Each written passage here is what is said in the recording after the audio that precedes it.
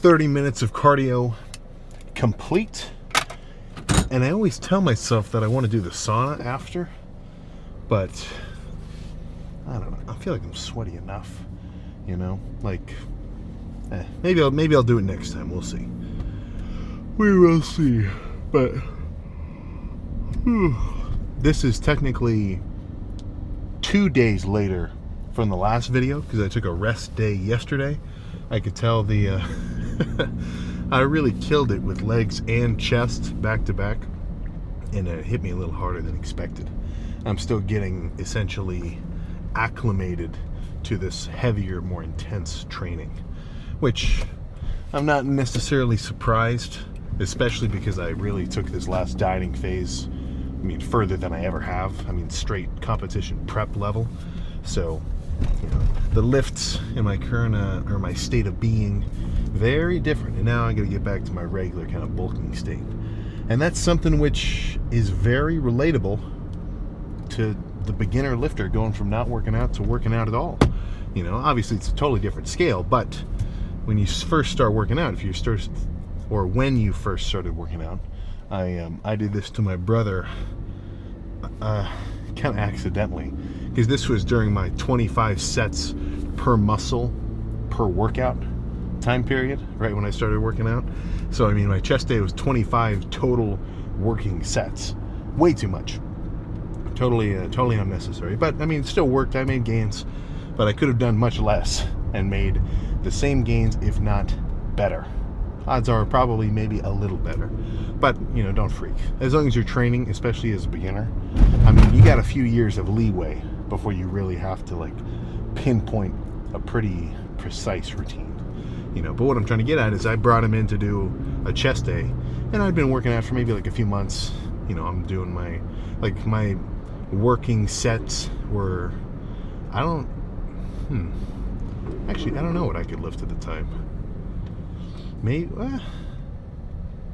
yeah, I think I wasn't repping much on bench. I mean, I was like 185 for 5 was about my max during this time period. I pretty distinctly remember one time we went up to visit our grandparents, and me and my brother went to the YMCA over where they live, and I remember having him spot me 185 for 6. Well, technically 5.5 because he had to pull it off me. And it feels like freaking yesterday. But I had him do a massive volume workout, totally unnecessary, and it hit him freaking hard. Like, he was out the next day with like just chest sore and everything else, which, yeah, I mean, I did not have to have him do that much volume. But even if that was, you know, like whatever your first workout was, whether you went into the gym solo, you know, kind of, honestly, I wonder what percentage of initial lifts happen purely as a solo trip, or you know a guy who kind of brings you under his wing, has you do a workout with him, or like you got a friend group or something. It's got to be, well, who's to say, right? What was your first lift? Did you run in solo, or did you have kind of a crew bring you in under their wing? But either way, in your first workouts, and I definitely remember in my first workouts, gee man, it was hitting me hard.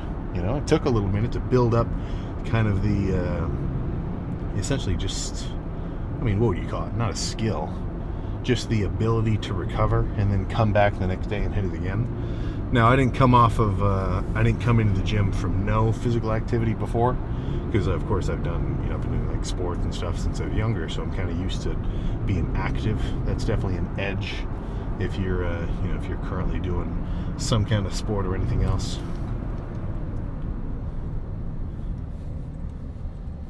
Goose crossing.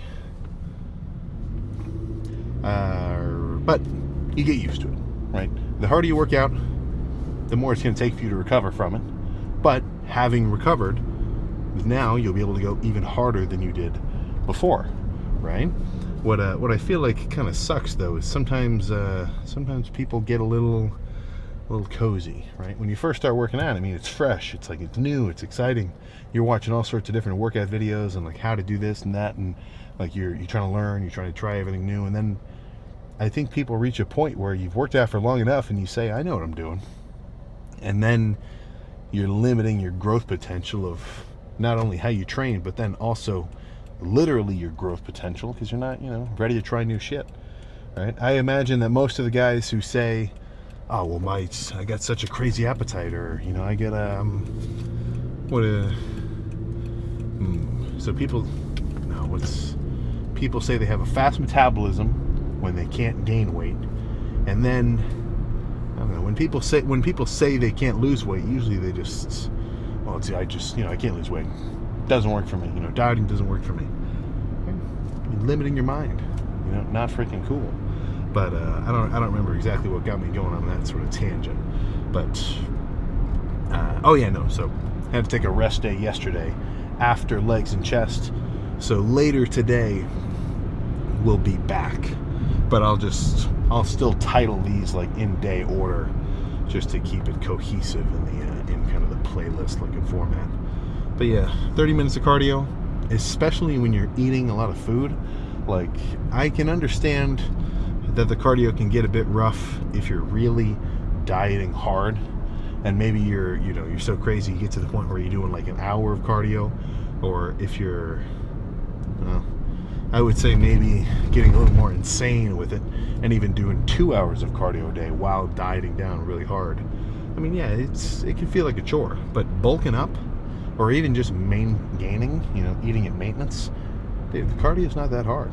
The hard part's just doing it. So I'm not going to turn this into a whole car rant, but look, man, it's not that bad, right? I think you're just playing it up because everybody says cardio kills gains, and we're still kind of residually growing out of that mentality.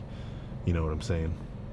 But breakfast this morning, 6 whole eggs, 6 egg whites, and then 7 pieces of oatmeal raisin toast. Used up the last of my butter though, so I gotta add that to the list. Unsalted.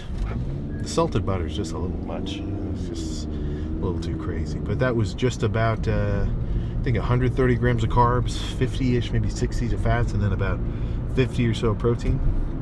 So now I gotta go back and eat something else, because I am getting freaking hungry. But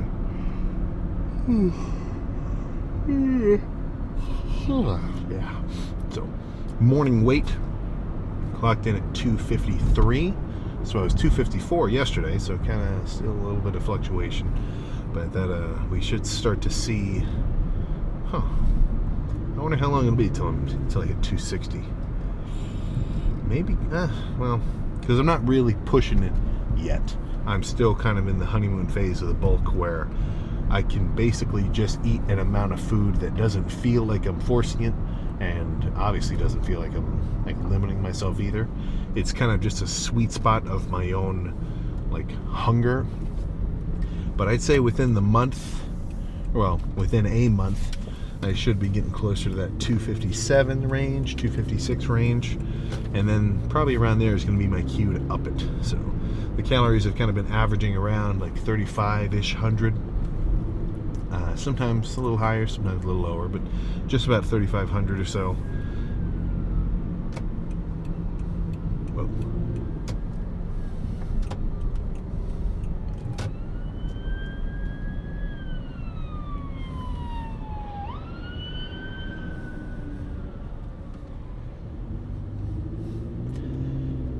And I'll increase that, probably about 50 grams of carbs each sort of iteration, because I don't want my protein isn't going to change, right? A gram per however many pounds I weigh.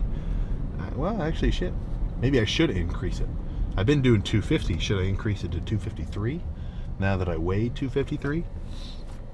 Maybe. But the protein and fats aren't going to change much. I don't want my fats to really exceed any much higher over like a 125.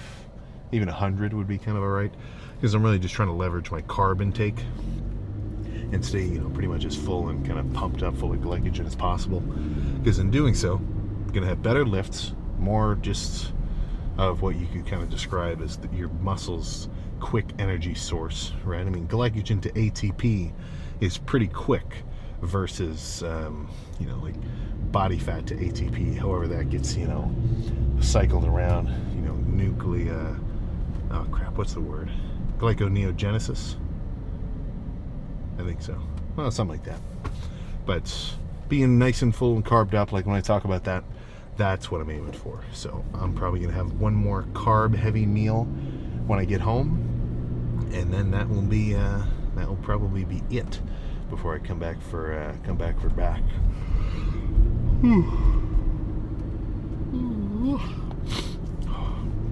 I forgot to take caffeine pre-cardio, so I'm still just a touch sleepy. But one thing I've kind of noticed now that I'm post-show is every time I watch any kind of video about guys talking about their shows, I mean the Detroit Pros in just a couple of days, yeah, it's way more it's way more fun watching these guys deep in prep once I've kind of seen what it's really like from like an insider's perspective. Now, of course, these are actual like competitive pros, right? They've been doing professional shows for a while, but the overlap is still there, so it's just kind of funny seeing the same thing when these guys really take it to the extreme in the last sort of few weeks of peak week. But it's just kind of a quick one, post rest day, so I think all I've got to do is, or all we're gonna do is see you tomorrow for back. So if you haven't what the hell was I about to say?